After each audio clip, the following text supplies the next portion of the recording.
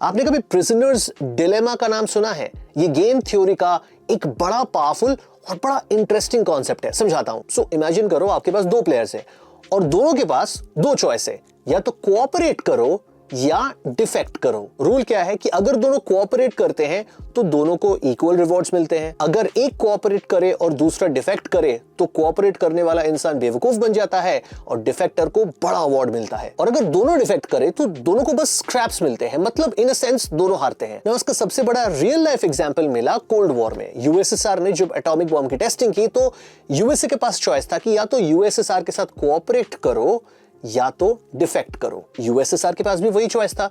And guess what? Both of them defected. Arms race शुरू हो गई। Tens and thousands of nuclear weapons बनने लगे।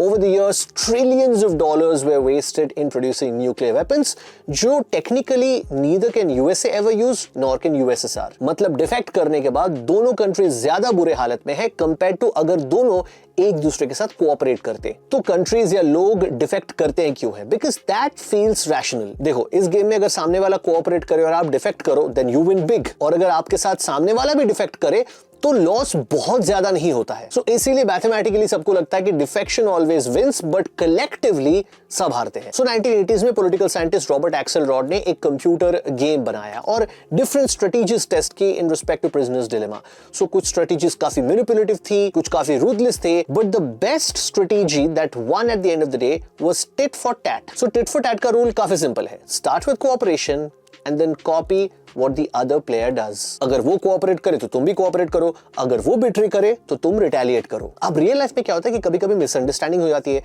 एक छोटी सी गलती को लोग बिट्रेयल समझ लेते हैं और फिर रिवेंज का एक साइकिल शुरू हो जाता है। तो एक्सेलरॉड के स्ट्रेटेजीज ने दिखाया कि forgiveness is also a very important strategy here. अगर तुम बहुत सॉफ्ट हो देन यू गेट एक्सप्लॉइटेड, लेकिन अगर बहुत हार्श हो देन सब बर्बाद होते हैं। सो टिट फॉर टैट पे forgiveness is also a very important part of that plan. So basically prisoners dilemma हमें ये सिखाता है कि betrayal works in the short term, but in the longer run cooperation works the best. थोड़ा सा trust, थोड़ा सा retaliation, थोड़ा सा forgiveness, and that's how even rivals build peace. Moral of the story, in the long run, nice guys do finish first.